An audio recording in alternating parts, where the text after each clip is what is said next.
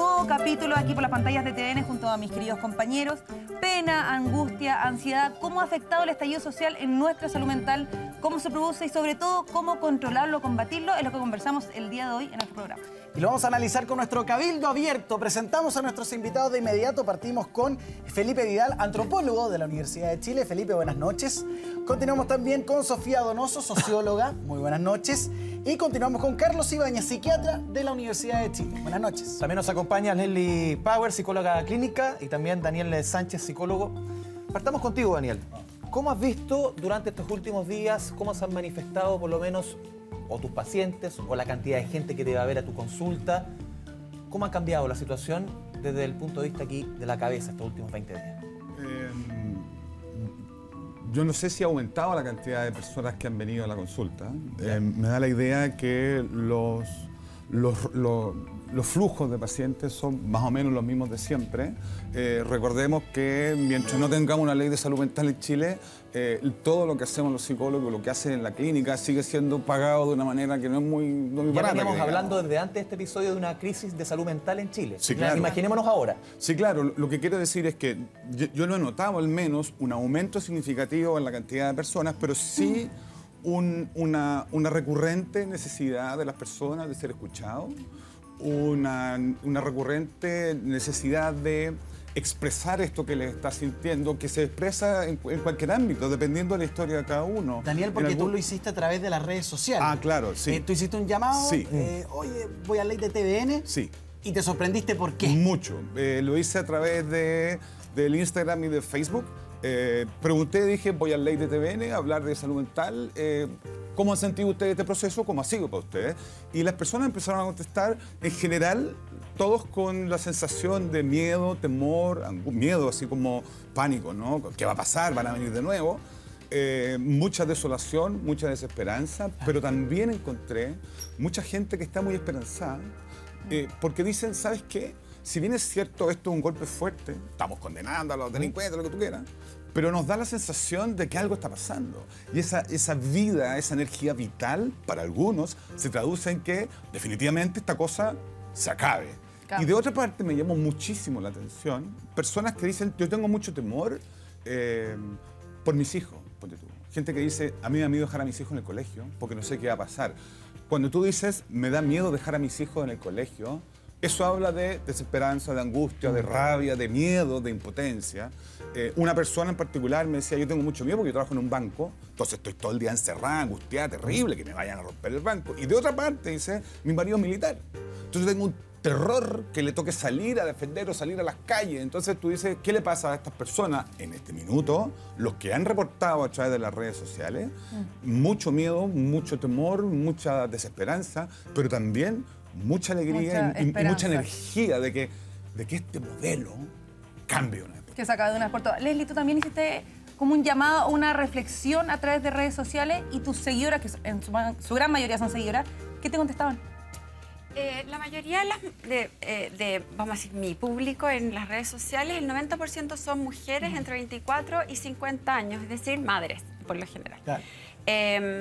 Entonces, hay dos fenómenos que he estado mirando. Coincido con mi colega que el flujo de pacientes es, digamos que el mismo.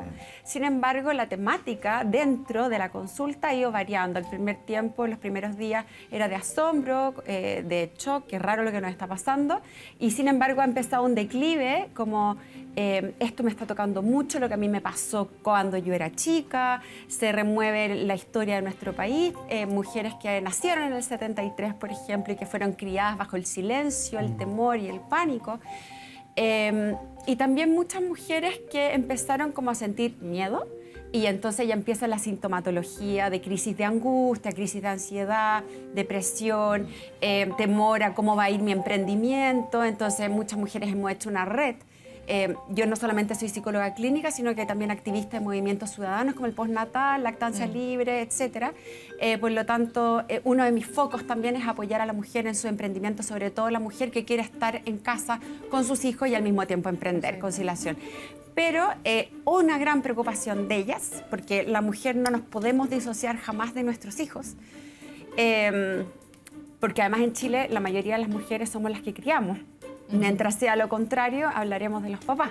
Claro. Entonces pasa que hay una gran preocupación porque mucho sector, mucho público me habla desde la cisterna, desde Puente Alto, y dicen que no coinciden con ciertos colegas que han aparecido en televisión diciendo que los niños tienen que salir, distraerse, jugar. Una vida normal. Jugar con crayones, lapicitos y pintar, cuando en rigor, afuera de tu jardín, afuera de tu pasaje, te están saqueando, pero no te están saqueando solamente personas, porque por lo general los saqueadores no están en las poblaciones, están siendo los mismos agentes del Estado que deben cuidarte, están siendo lo que te están agrediendo. Y ahí hay un tema muy complejo, porque si bien los padres somos los cuidadores significativos, importantes de nuestros hijos, en este minuto los padres estamos temerosos, angustiados, con incertidumbre. Sí, son muchos sentimientos aquí los que se van conjugando: miedo, angustia, rabia. Carlos, ¿cómo identifico yo como ciudadano esos sentimientos? ¿Cómo identifico que esto es rabia, esto es angustia, esto es miedo? ¿Cómo nos vamos leyendo también? Bueno, yo creo que es muy importante identificar lo que uno siente, pero para llegar a eso yo creo que es importante precisar lo complejo de la situación que cada uno vive, porque uno va a ir sintiendo varias cosas en distintos momentos. Quiero decir que es complejo, ya lo han nombrado algunos de mis colegas acá, pero no es la persona que está expuesta, por ejemplo, a la violencia de un saqueo, va a vivir esto distinto a la persona que está expuesta a la violencia del Estado, o va a vivir distinto a la persona que está muy esperanzada por el movimiento social. Estas tres vivencias muchas veces se van a mezclar en una misma persona en distintos momentos y en distintas intensidades. Entonces, eso genera mucha tensión. O sea, ya llevamos 20 días. ¿Hay un flujo de sentimientos que van cambiando en la mayoría de las personas? Definitivamente. Y va a tener que ver con lo que hemos experimentado estos días, con nuestra historia personal y con nuestra historia familiar. Mientras más directas sean vivencias similares en el pasado, por personas que nos han contado, con las que hemos convivido, se van a remover ciertas cosas y cada una de estas particularidades que puede uno presenciar directamente a través de redes sociales o a través de los medios de comunicación nos van a ir afectando de distintas maneras. Carlos, hay algo que me llama la atención, que muchos han hablado en estos días, de que hay que separar el movimiento violento al movimiento pacífico y las manifestaciones que son harto más masivas que la violencia. Pero tú dices que igual hay un punto de encuentro. ¿Cuál es ese punto de encuentro? O sea, yo creo que es central esa distinción. Estoy muy de acuerdo con que hay que hacerla y también es muy importante condenar la violencia de cualquiera de los lados, sea del Estado o sea de los saqueadores. Sí, no hay discusión en eso. Yo creo que es muy importante ser claro en eso. Yo creo que no debiese uno tolerar la violencia por ningún lado. Ahora, el punto que quiero decir que se encuentran es que, por ejemplo, personas que salen a marchar pueden verse envueltas en una trifulca sin querer haber estado envueltas en una trifulca. Y sin querer verse agredidos o sentir que tienen que defenderse frente a... El caso de los balines, por ejemplo. Por ejemplo. Que ha llegado gente que incluso estaba caminando por la calle sin manifestarse. Exactamente. Y eso, de una u otra manera, cuando nosotros vemos estas imágenes, también nos van afectando. Entonces, por un lado, uno dice, bueno, qué interesante, ojalá, qué esperanzador estos cambios que se están promoviendo. Pero qué terrible la destrucción que estamos viendo y la violencia que estamos viendo. Entonces eso genera que quiero que esto continúe, quiero que esto se acabe. Yo creo que hay un tema bien importante entre distinguir entre volver a la normalidad versus recuperar la paz.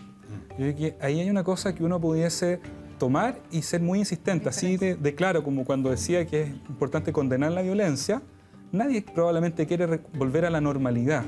Yo creo que la gente quiere cambios, pero quiere recuperar la paz. Tú decías las cosas que nos van afectando, nos van tocando, Sofía. ¿Cómo uno tiene como ciudadano, como papá, como abuelo, como chileno, como ciudadano, tiene que cuidarse frente a esta situación? ¿Cómo marcamos un poquito el límite? ¿Tiene que ver con apagar la televisión? ¿Tiene que ver con cómo nos cuidamos?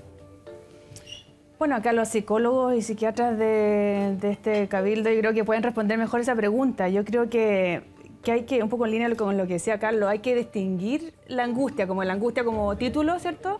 Tratar de identificar distintos fenómenos que se mezclan en la angustia, ¿cierto? Y cómo nosotros, en un país tan desigual como Chile, vivimos la angustia de manera desigual también. O sea, a ciertas personas viven una angustia que tiene que ver más bien con el futuro del país. La angustia, hablo a título personal, a mí me angustia que le pase algo a mis estudiantes, me angustia que el gobierno quizás tenga un diagnóstico no totalmente informado y que tome decisiones que a mi juicio pueden contribuir a radicalizar aún más. Esas son mis angustias, pero esas no son las mismas angustias que la señora en La Pintana que ve que en el fondo están saqueando los negocios al lado de su casa, que sus hijos no llegan a la casa a tiempo y que tienen miedo que hayan sido víctimas de la violencia policial, etc. Entonces yo creo que tenemos que, o sea, parte de este problema es que hay muchos fenómenos dando vuelta al mismo tiempo. Tú, Carlos, lo decía, ¿cierto? Tenemos el tema de las movilizaciones ciudadanas que por un lado generan cierta esperanza de que algo cambie, ¿cierto? El diagnóstico de la profunda desigualdad en Chile ya lo teníamos hace mucho tiempo y sin embargo había como una ceguera por parte de gran parte de nuestra clase política y económica.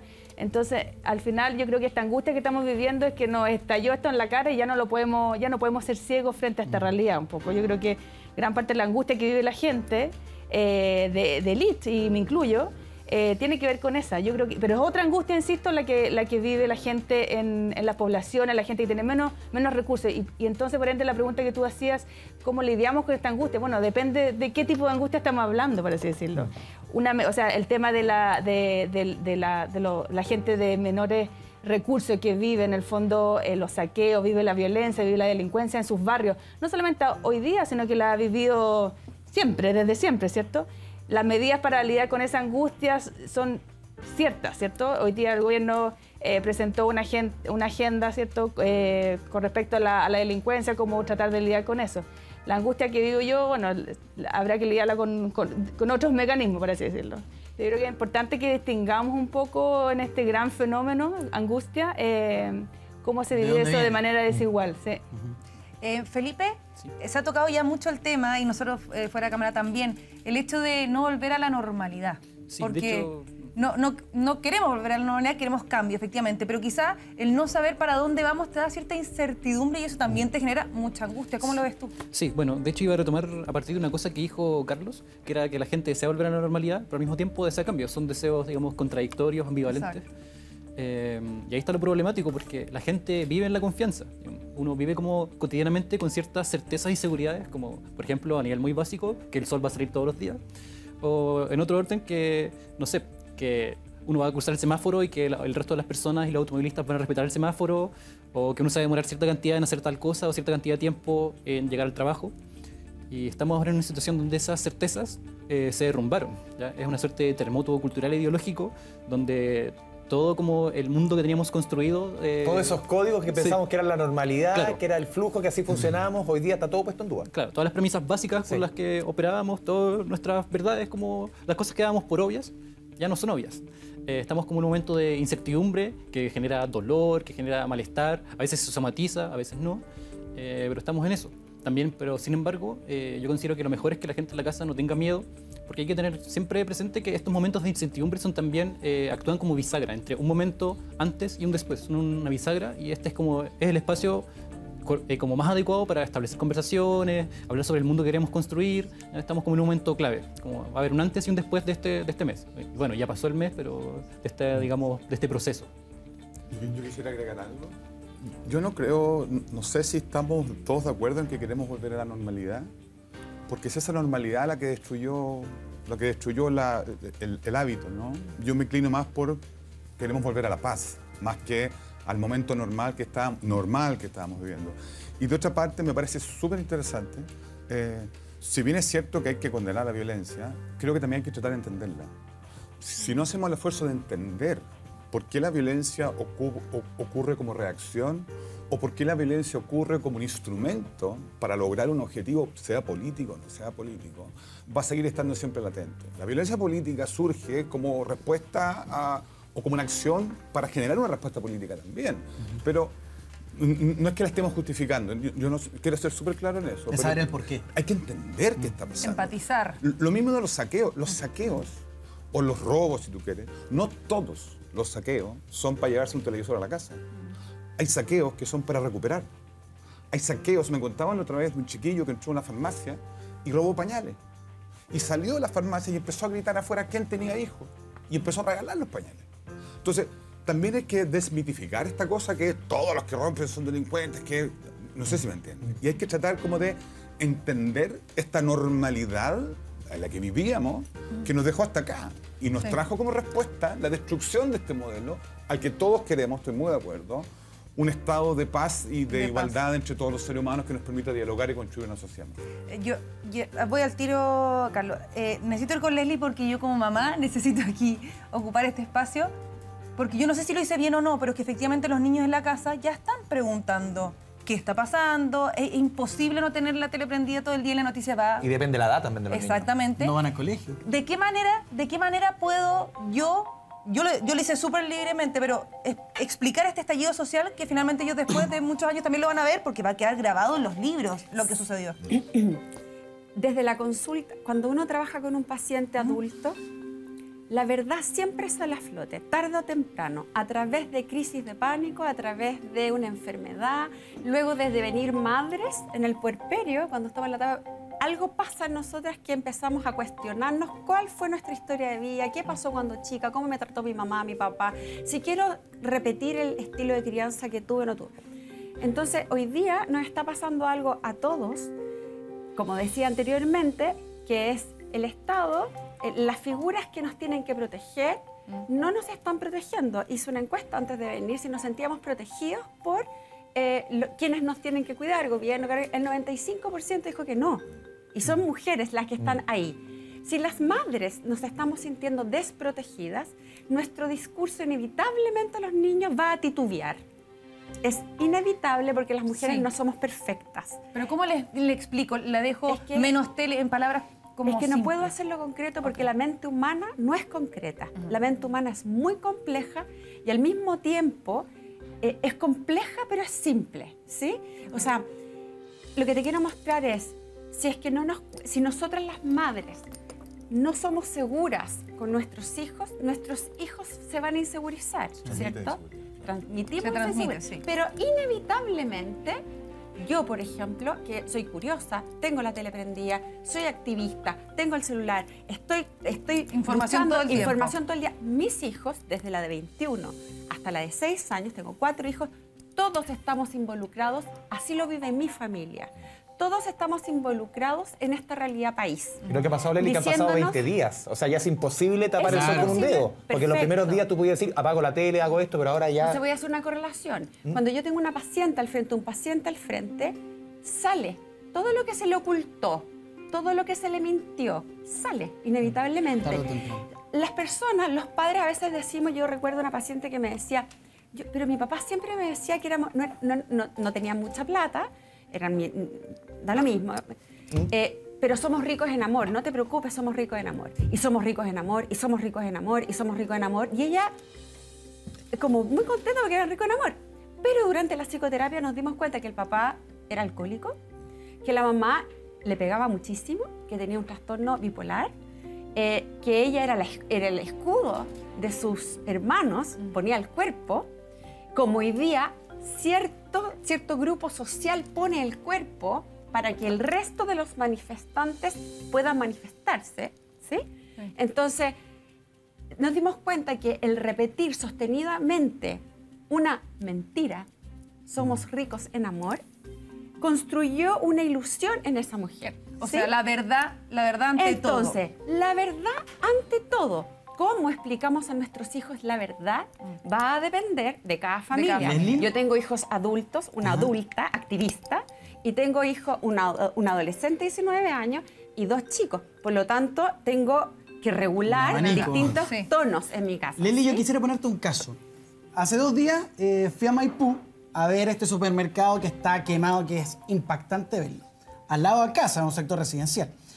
Y había una mamá con 2 niños, su hijo y el otro del amigo, y estaban jugando fútbol en la vereda, donde habitualmente están chicos que no se juega fútbol, y la mamá les pedía que jugaran, patearan la pelota, pero con una mano en la reja. Como, de aquí no se mueven. Y yo le dije, oye, ¿por qué le estás diciendo que no, para que no se muevan, prefiero que estén ahí amarraditos de la reja, por cualquier cosa, lo echo para adentro? Esa es una ¿Y ellos realidad. saben qué está pasando? No cachan, sí, yo eso lo digo como por seguridad. No, sí entiende, ¿sí? Entonces es sumamente importante explicar con peras y manzanas la verdad. Y la verdad, aunque nos cueste, a nosotros tolerarla, aunque ni siquiera los adultos la podamos entender tan bien, porque como decía la socióloga, hay muchas realidades, muchos fenómenos ocurriendo al mismo tiempo y cada persona vivencia la angustia desde una manera distinta. ¿Cómo lo hacemos con nuestros hijos para poder concretizar?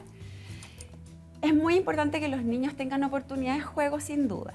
Es muy importante que los niños dibujen, porque en los dibujos se proyecta el mundo interno, ¿sí? Los conflictos, lo que nos está pasando.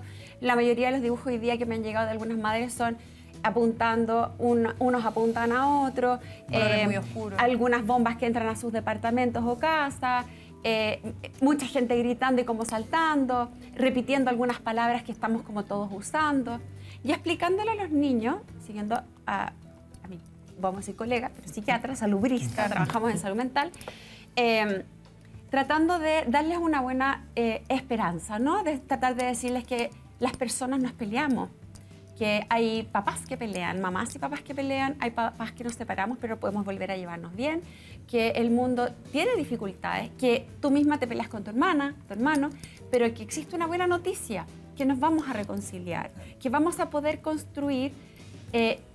Cuando la gente dice la paz, los niños no entienden lo que es paz. Los niños creen que es como pasarlo muy bien, pero en realidad esta es una gran oportunidad para educar a nuestros niños en educación cívica. Leslie, si cambiamos, si cambiamos de rango, un poquito de rango etario, si nos vamos, por ejemplo, Carlos, a los mayores, adultos mayores, los adultos, por ejemplo, con estos aparatitos. Sí. ¿A quién no le ha pasado en estos chats familiares, en chats de amigos, en chats de lo que sea? No paran. Que más de algunos se les sale la cadena, que empiezan a mandar las fake news y empezamos a repetir, a repetir, a repetir. Y eso genera en los mismos adultos una situación que realmente yo no lo había visto ni siquiera el terremoto del 2010 porque no había la cantidad de redes sociales que había ahora. ¿Cómo tratarlo con los adultos, con su círculo, ellos con los niños? Muy de acuerdo. Mencionaba recién el antropólogo, perdón, que cuando uno está expuesto a situaciones de este nivel, las referencias que uno tenía se empiezan a perder, ¿ya? La palabra desastre viene de disastrus, que es alejarse en el fondo del astro que nos permitía navegar, que nos permitía trazar un rumbo en nuestras vidas. Referente. Y exactamente, se nos borran nuestras referencias. Eso genera mucha angustia. Y en una situación como esta, y se traspasa esto claramente en los grupos de WhatsApp, me ha tocado personalmente, lo que vemos es que es muy fácil que esta angustia vaya generando una angustia persecutoria, en el sentido de que empezamos a ver al otro como todo malo y a los cercanos míos como todo bueno. Entonces, de alguna forma, empezamos a ver las cosas muy polares, dejamos de ver la complejidad de la realidad y de ahí en adelante es muy fácil llegar a decir tu opinión son puras leceras, ¿ya? De ahí es muy fácil empezar a descalificar el otro.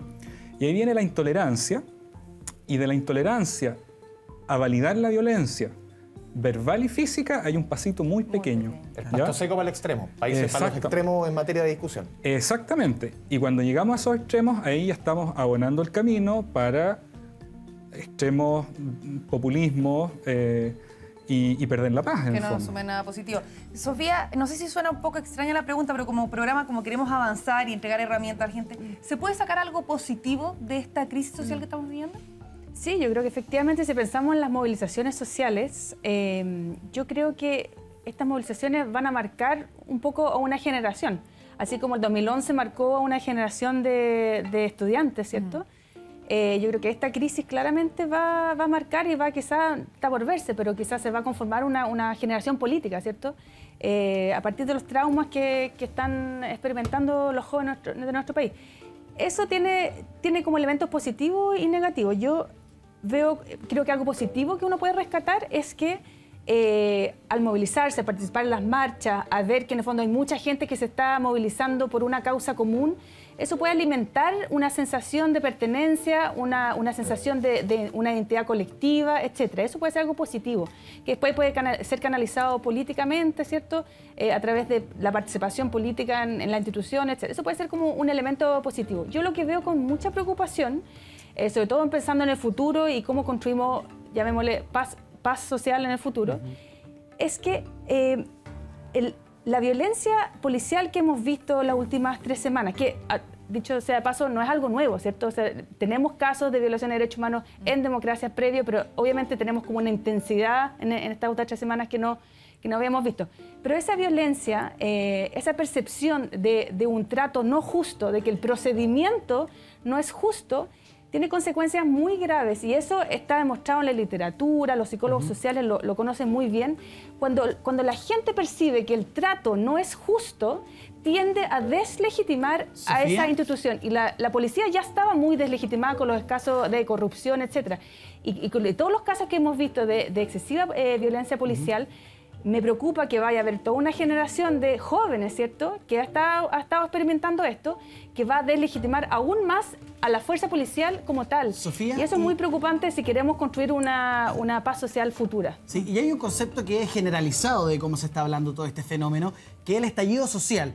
Tú, Felipe, hablabas también de un terremoto social. Sí. No nos cabe duda que lo que estamos viviendo va a estar en los libros de historia y probablemente el próximo año se tiene que escribir.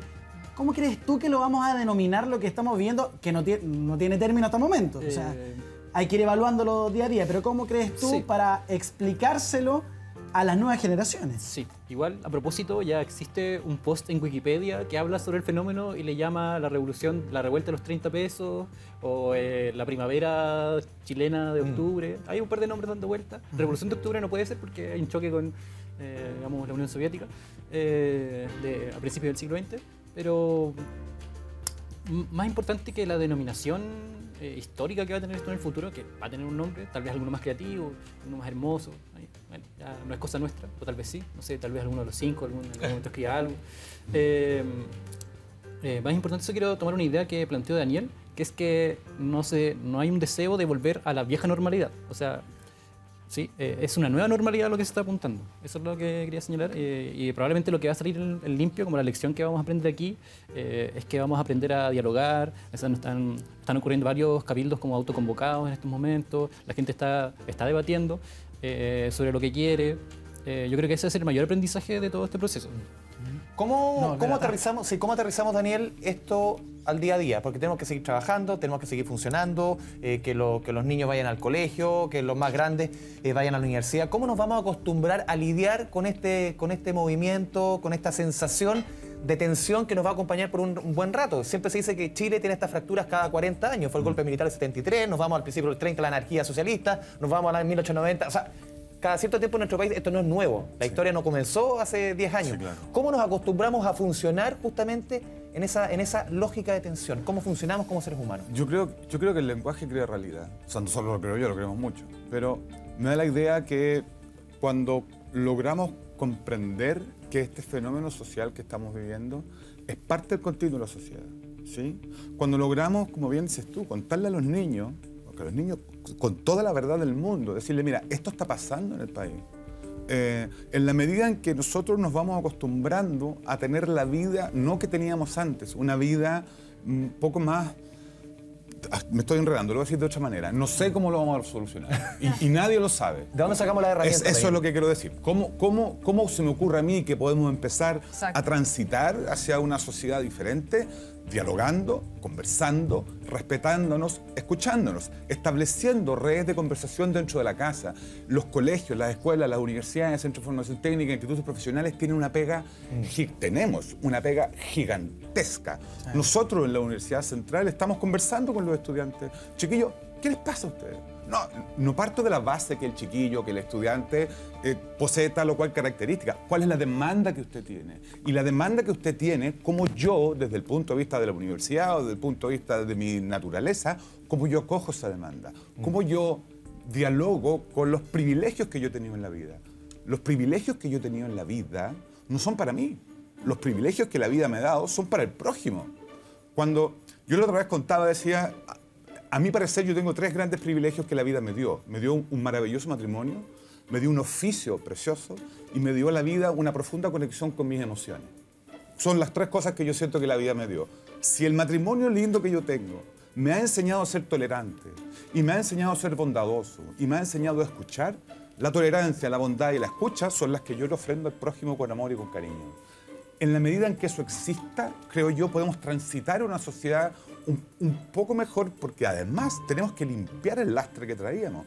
Cuando efectivamente decimos es inentendible que la gente pague tal cantidad de plata por el tag, hay 1 millón de personas que ni auto tienen, ni tienen otras dificultades. Cuando queman los supermercados, la gente no compra para el mes, la gente compra para el día siguiente. ¿Cuándo puede recoger lo que decían por ahí? En la medida en que no esclarezcamos qué ha pasado con las violaciones de derechos humanos, este último tiempo, no vamos a avanzar. Hay que esclarecer qué ha sucedido. Y cuando esclarecer, y no basta con pedir perdón. Cuando yo te digo perdón, te dije una estupidez, eso no repara. Pues. Hay que reparar el daño que hemos hecho como sociedad. Todos, no solamente unos y otros. Todos hemos cometido. Ayer, perdón, lo último que quiero decir. Ayer, cuando yo vi en la televisión, no sé si era este canal, a los carabineros cuidando el Costanera Center. Eso a mí me dio rabia. Me indignó ver a los carabineros cuidando el símbolo del capital. Los carabineros deben estar cuidando a las poblaciones, cuidando a los colegios, cuidando a los niños, cuidando a los microempresarios. ¿Me entiendes? En la medida en que eso no se repare, la herida va a seguir abierta. Va a seguir abierta. Y hay que dialogar. Bueno, y el cabildo por eso también es una súper buena opción, si es que no puede salir a manifestar, para poder escucharse.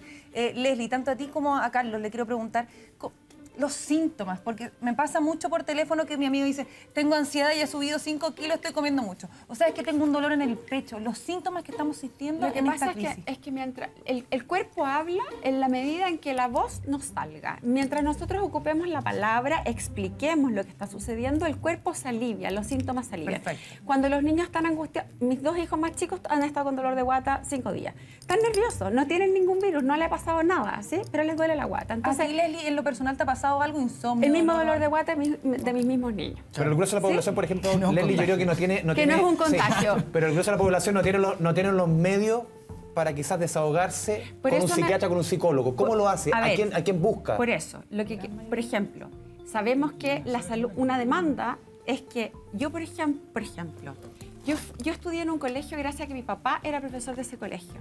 Yo tuve un privilegio que el resto no tuvo. Desde ahí, a mis hijos les tengo que explicar lo que está ocurriendo, como decía anteriormente, con peras y manzanas. Si esa familia, lo que pasa es que hay personas, ¿sí?, que no pueden llevar a sus hijos al psicólogo, que definitivamente no pueden, que no le pueden dar Ritalin, ni contratar una fonoaudióloga, ni contratar a alguien que les ayude a aprender a leer. Tampoco. ¿Sí? Que los adultos no pueden. Entonces, hay una sensación muy angustiosa de que se nace vulnerado. Se nace en este país, hay personas que nacen desde la gestación, desde que se están gestando en el nacimiento, nacen siendo maltratadas. La madre parturienta, el hijo que nace en una condición donde está puesto en el lugar de vulneración. ¿Y qué es lo que pasa? Y esto que estoy explicando, ojalá los televidentes lo entiendan, cosa que se lo expliquen a sus hijos. El cerebro de un niño maltratado, el cerebro de un niño, no estoy hablando solo de un niño de un sector pobre, ¿eh? Estoy hablando de, por ejemplo, hijos de madres que crían solas, clase media, están estresadas porque la clase media no, llega ahogada para pagar deudas, muchas deudas, porque es muy caro vivir, es muy caro educar, porque nadie quiere, porque la clase media por lo general ha tratado de salir de donde se educó para tratar de educar a su hijo en un mejor colegio. Mantenemos la desigualdad. Entonces, el cerebro de las personas funciona muy simple de explicar. Las personas vulneradas, muchas, se deteriora principalmente la corteza cerebral, que es lo que tenemos debajo de acá, que nos ayuda a el lenguaje, a hablar bien, a pensar y a categorizar. Y por lo general los que han vivido en estado de alerta, hambre, miedo, estado de guerra, de que, como decían, hay personas que están todo el tiempo a toque de queda, que no pueden salir por la noche, ¿sí? Esas personas hoy día realmente no tienen miedo, porque siempre han nacido, han vivido la experiencia del miedo. A nuestros hijos, por eso depende de la realidad de cada uno. No podemos tener una política pública de salud mental para todos porque vivimos en un país desigual. Tenemos que hablarle a cada uno de nuestros hijos según la realidad. Hemos hablado mucho un poco del diagnóstico. Carlos, nos vamos un poquito a... Es difícil ocupar el concepto. Soluciones, caminos, rutas para poder encauzar todo esto. Cuestiones que aquí no hay una receta mágica, pero ¿qué nos está pasando y cómo saber sobrellevarlo, encauzarlo? Sí. Yo creo que una parte de la respuesta tiene que ver con el abordaje de los síntomas, ¿ya?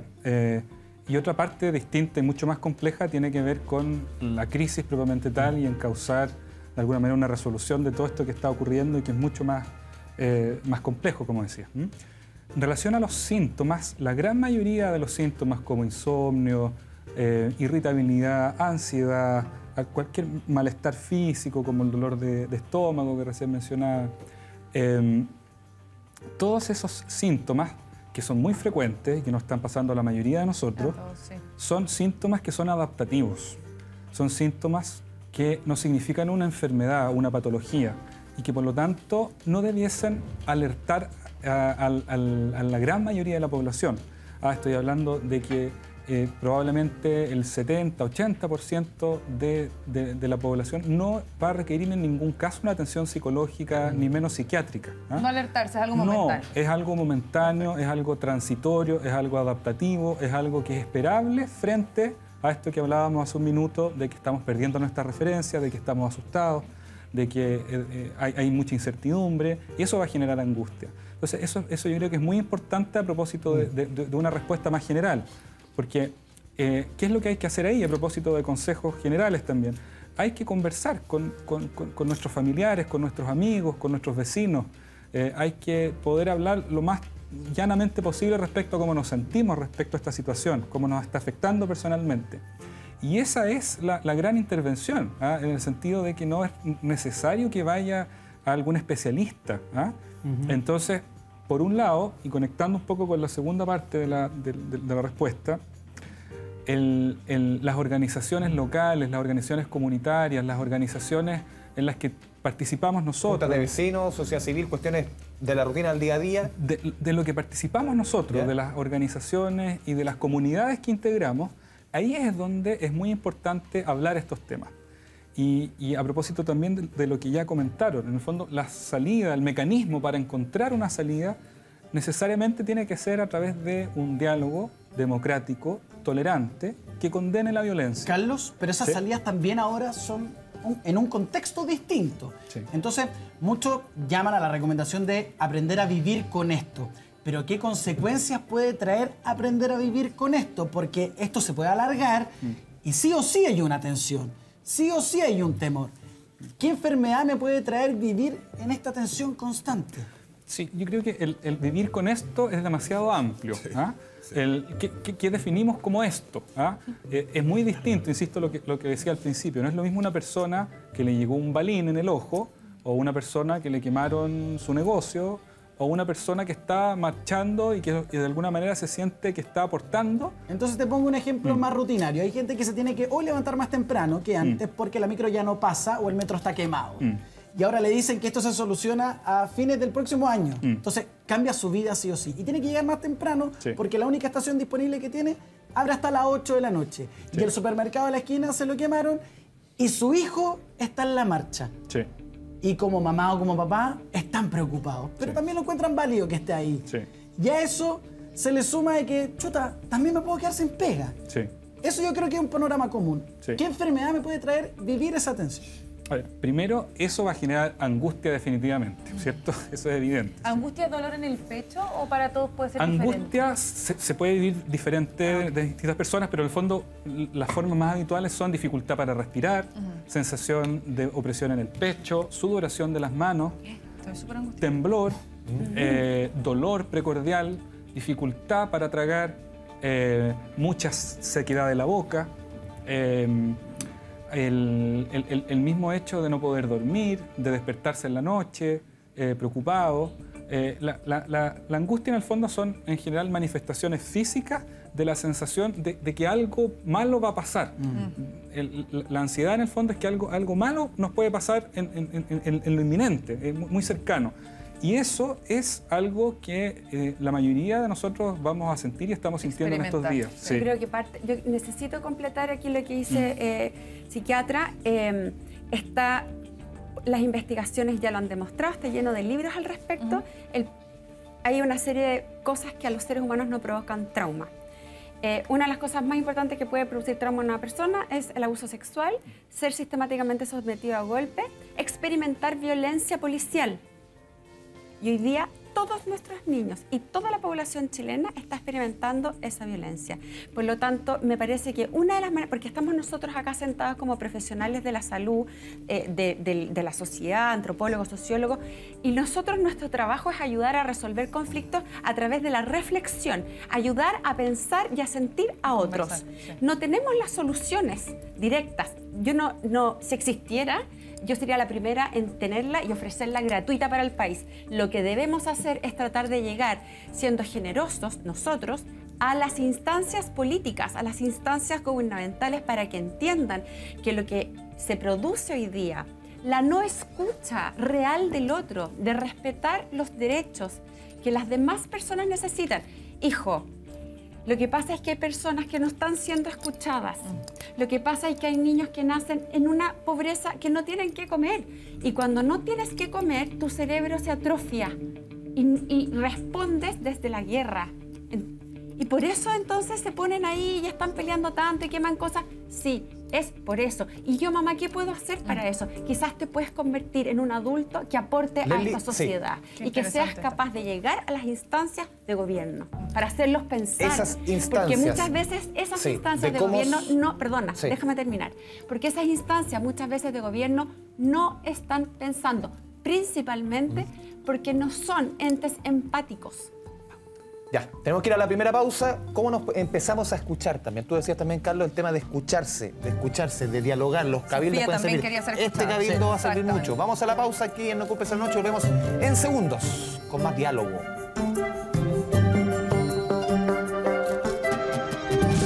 Ya, volvemos a No Culpes a la Noche. ¿Cómo afecta psicológicamente este estallido social? Sofía, a ver, los números que nos han entregado las autoridades son bien decidores respecto, por ejemplo, a episodios que todos hemos lamentado como los saqueos. Prácticamente 2 de cada 3 personas que han participado en los saqueos no tenían ningún tipo de antecedentes policiales. Nada. ¿Qué provoca en una persona que quizás nunca ha participado en un saqueo ni ningún tipo de episodio como tal, ver a la masa funcionando, ver a la masa en esto, dice, a ver, aquí yo no me resto, puedo ser parte, y hay una sensación como de, no sé si de impunidad, pero que al final no me pasa nada. Lo primero que hay que decir con respecto a eso es que el tema de los saqueos no es una invención chilena. No. Pasa acá, pasó en Argentina en 2001, pasó en Inglaterra hace un par de años cuando Pasó hubo acá en revuelta. 2010, el terremoto. Exactamente, o sea, ante estallidos sociales y políticos o desastres naturales, también hay mucha literatura sobre saqueos en relación a desastres naturales, tienden a producirse estos fenómenos. Porque son como una especie como de pausa, ¿cierto?, como del orden social, hay como una anomia, ¿cierto? Pero ¿por qué esa persona que nunca participó en este tipo de episodios sí hoy tiene suma? ganas? Se suma. Ve la oportunidad, o sea, yo creo que ve la oportunidad y hay como una dimensión grupal, ¿cierto? Ahí.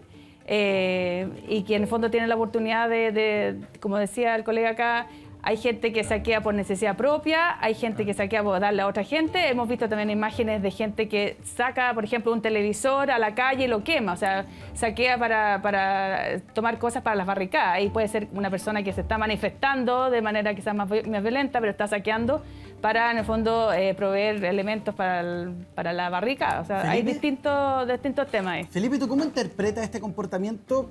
Veo los últimos saqueos en Providencia, donde llevaban una gran cantidad de medicamentos y gritaban, ¿quién necesita remedio? Entonces también ese era el comportamiento, otro de hacer destrucción por destrucción. ¿Cómo lo interpretas tú? Sí. Bueno, Sofía también se refirió a la suspensión del orden. Y es cierto que cuando el orden se suspende, digamos, en este terremoto, digamos, cultural y social, las normas dejan de operar, digamos, temporalmente, las jerarquías no existen, las autoridades tampoco, y se abren, digamos, como estas oportunidades, pero yo creo que leerlo desde la lógica del oportunismo puede ser un poco una trampa, porque es la manera en que el gobierno ha querido que leamos esto. Esto yo lo veo más como un acto reparador. O sea, el saqueo es un acto de justicia, es redistribución. O sea, por ejemplo, robar pañales y repartirlos entre la gente es como Jesús repartiendo pan y pescado. ¿Sí? Claro, pero a su vez también hay quienes limitan el saqueo y dicen o tratan de frenar a este grupo de personas que están realizando este tipo de actos. Desde la psiquiatría, ¿qué dice esta disciplina para entender por qué llegan este tipo de actos violentos? Ok, yo no, en relación a esto, la verdad es que no hablaría desde la psiquiatría, sino que en realidad como un ciudadano. Yeah. Yo creo que es muy peligroso justificar un saqueo. Yo creo que uno puede tratar de comprenderlo y puede entender la ira, la frustración, el malestar de la injusticia social o de distintas causas de la segregación. Uno puede buscar muchas posibles causas de lo que estas personas hayan sentido a la hora de tomar esa decisión. Pero uno no puede justificar la destrucción, uno no puede justificar el pasar por sobre la ley, ¿ya? Yo creo que eso es muy peligroso. La verdad es que eso sigue siendo un delito, aunque aparentemente el orden se pierde en estas situaciones excepcionales. La verdad es que lo que se nos pierde en relación a las referencias, nuestro rol es ponerlas de nuevo a la luz. Nosotros tenemos que movernos en función de los valores que nos mueven como sociedad, tenemos que movernos con un respeto básico a no dañar a los otros, un respeto básico a no violentar a los otros. ¿Y qué es lo que pasa en estas situaciones? Yo lo mencionaba de pasada, que si uno empieza a mirar la realidad de manera polar, dicotómica, estos son los buenos, estos son los malos, estos son los ricos que nos quitaron todo, entonces se los vamos a quitar, y empieza por lo tanto a justificar el agredir a otro, el romper las cosas, el quemar, la verdad es que es el mismo tipo de pensamiento para decir después, saquemos a las fuerzas policiales, mano dura frente a... ¿Se fijan? Es una cosa que es ojo por ojo, literalmente. Y esto puede provocar, y se lo pregunto a Daniel, a la larga, consumo de alcohol, consumo de drogas, ese tipo de cambios, tasas de suicidio, cuestiones que van mucho más allá del fenómeno que estamos viendo ahora.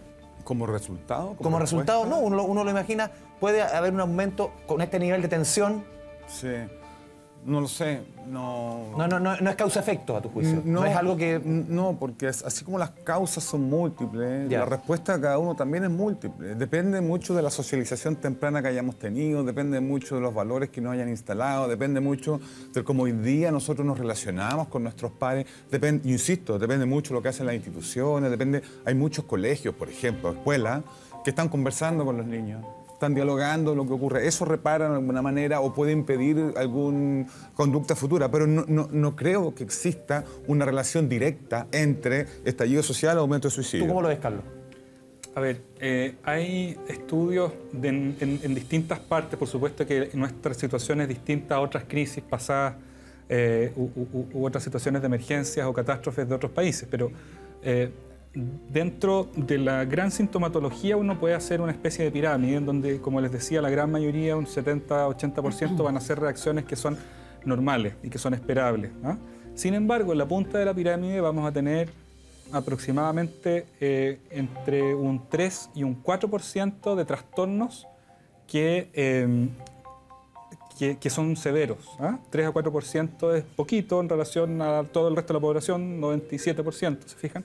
Pero ese porcentaje de trastornos severos suele aumentar un poco después de algunos meses de ocurrido el evento. O sea, uno esperaría, a muy grosso modo, que aumente algunos problemas de salud mental, que empeoren sobre todo las personas que ya tenían problemas de salud mental severos, o sea, las personas que están en tratamiento por cuadros psiquiátricos mayores, trastornos bipolares, trastornos depresivos severos, puedan aumentar esta sintomatología durante el primer mes después de esta crisis, no en este momento exacto, pero después de que la cosa se va de alguna manera decantando un poco más.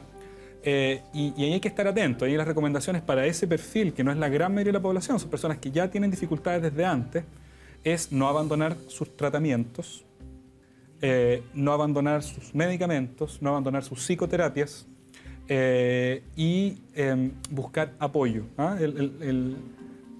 Sí, es que, Carlos, me llama la atención porque tú me dices no abandonar los tratamientos, los medicamentos y más, sí, pero la gente empieza a cuidarse un poco más, entonces va a descuidar quizás ese lado. Sí. Y las consultas son bastante caras y no todo el mundo tiene el dinero para ir a un psicólogo o un psiquiatra. Sí. ¿Ustedes qué opinan al respecto? ¿Se deberían bajar las consultas, medicamentos? Pero al regreso de esta pausa comercial y ya volvemos con más de No Culpes a la Noche.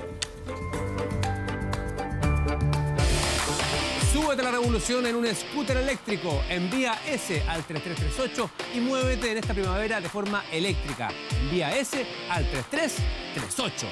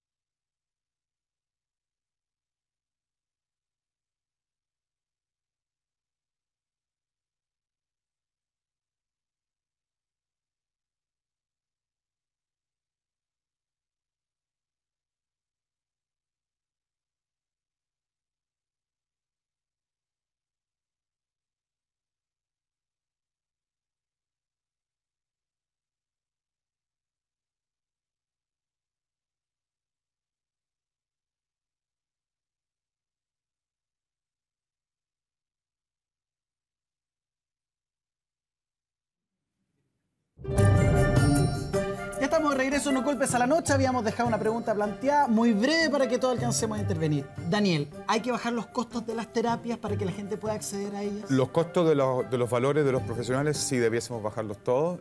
Buscar ojalá, ISAPRES, ley de salud mental, que nos puedan ayudar todos para que toda la población, todas las personas tengan acceso a salud mental. Sí, yo estoy dispuesto a que bajemos. Yo el mío por lo menos.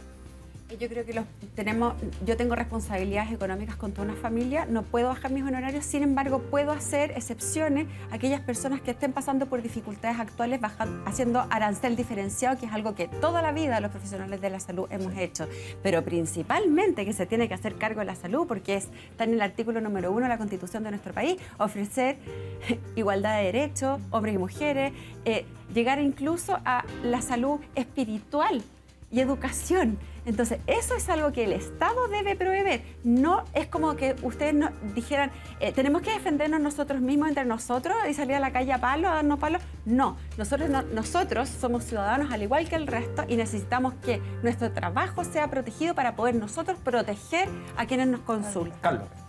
En primer lugar, yo creo que es importante no pensar que la ayuda y la contención para el malestar que siente la población tiene que ser mediada por un profesional de la salud mental.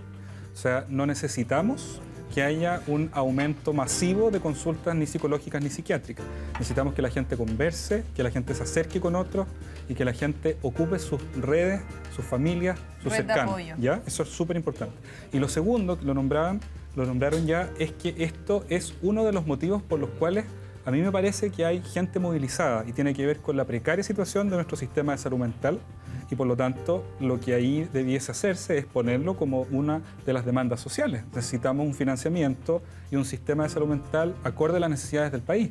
Más allá de esta crisis, esto viene un problema una crisis real. de salud mental, Carlos, que se extendía en nuestro país mucho antes de justamente este episodio, este estallido desde el pasado 18 de octubre. Hay que recordar que Chile tiene el índice de suicidio infanto-juvenil segundo país después de Corea del Sur. Y por eso le dimos la prioridad de conversarlo acá justo en medio de este estallido. Muchísimas gracias a todos, una conversación necesaria en nuestro Cabildo No Culpes a la Noche. Sí, nos vemos mañana con otro tema. Otro cabildo Los nuevos líderes que han surgido en esta movilización, porque han surgido muchos líderes notables. El domingo, porque mañana no venimos otra vez. Ah, el domingo. El domingo sin falta por la pantalla de TVN. Muchas gracias por su sintonía. Que estén bien. Buenas noches.